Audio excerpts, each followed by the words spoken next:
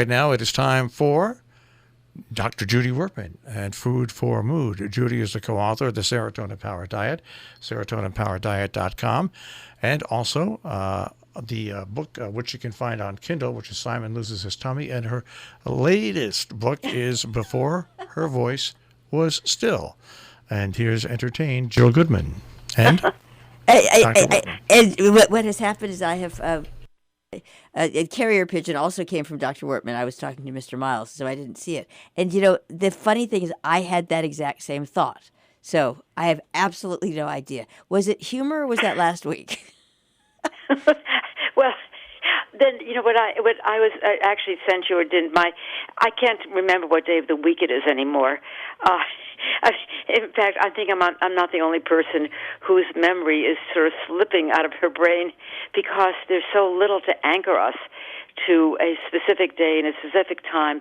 And I think, in fact, the only thing that really anchors me to any kind of reality is when I look in the refrigerator and realize I don't have any eggs left, or I'm really running low on milk, and how did that really happen? Because didn't I just go to the supermarket yesterday?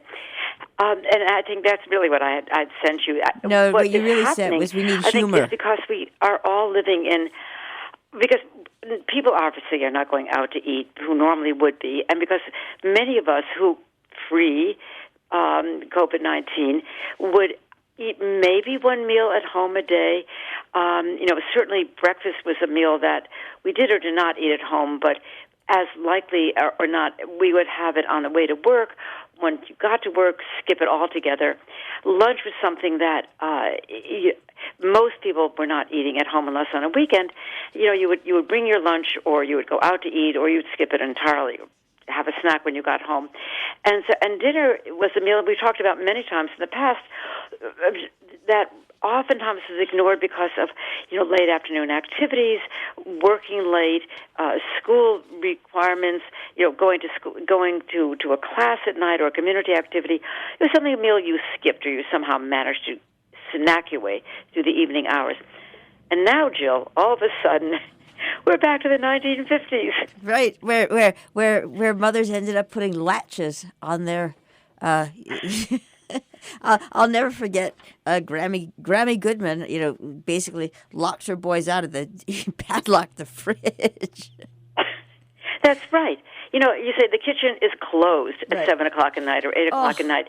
But the problem is it's not closed, and especially if you have college-age kids home now, or your high school kids are home. They obviously are. And there's, first of all, there are many more mouths to feed, or many more mouths that want to be fed, and they're eating, or they expect to eat 3 meals a day. Good grief, breakfast, lunch, and dinner, like in the old days. And it's not only a burden on, what am I going to make, but you look at your refrigerator and you think, I just had a delivery. I just went to the supermarket, and I don't have any food left anymore. And I think we're all realizing that, once we stop relying, as so many of us did, on eating outside the home, that the home is, food central. And we not only have to think about what we're going to make, we have to make sure that food is actually in the house. And I was thinking the other day, I was in my supermarket, gloved, masked, with my little Clorox wipes, etc. And I saw a woman next to me buying some black beans, and she had some rice in her shopping basket, and I wanted to go over to her, except I couldn't because of social distancing, and say, gee, that looks like a good thing to feed, because you obviously can feed a lot of people with not very much money, and, it probably was very filling, but of course I couldn't talk to her that because we were too far away. But it occurred to me that this really is a time when we have to stop thinking about, I'll just make a grilled chicken breast and some, Brussels sprouts and maybe have a baked potato or rice for dinner, because that doesn't stretch very far, not when you have a lot of people eating in your household, and you really want to have leftovers. And you also want to have leftovers that are left over, not when you open the refrigerator in the morning to find out that carefully planned meal you're going to make for dinner tonight was consumed as a leftover yesterday by somebody in your household, and there's nothing left but a few crumbs in the bottom of a plastic food container. But it's also it's an interesting opportunity to learn, and we've touched on this, but there's never been any real need for it. Now what we Right. actually do need to do is teach people how to stretch and how those are actually good meals, filling meals. When I say healthy meals, I don't mean to sound like the Food Network. It's like, no, you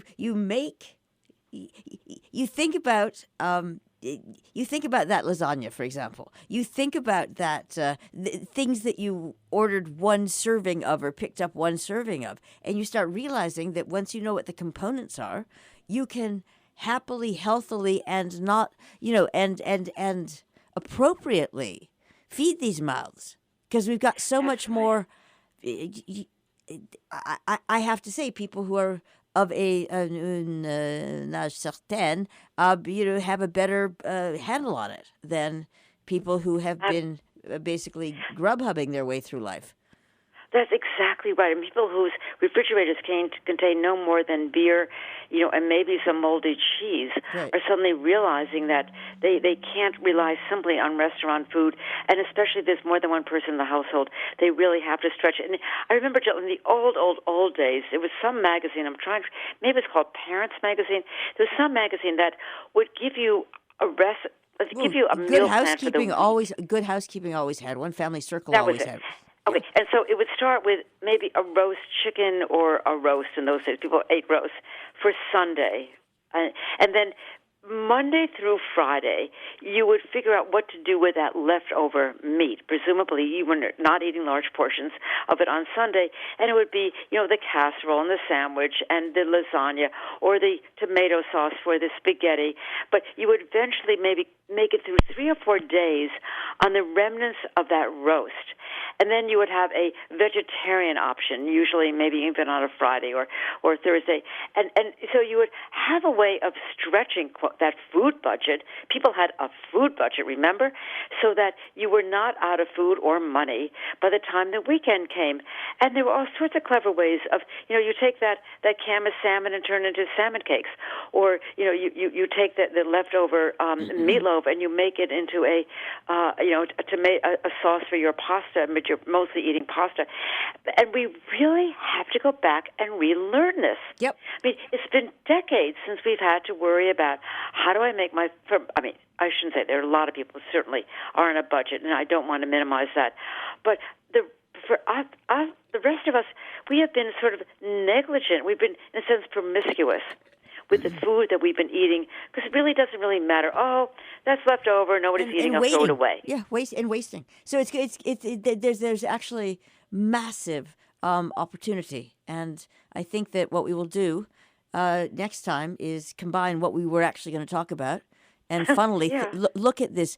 Look at ways, particularly because there are some people who can also use this as a time to eat quite well, feed their kids, and perhaps health up a little bit. Exactly. But if somebody just tell me what I should make for supper tonight. Okay. Baked potato. I was thinking about that. Hot dogs and beans.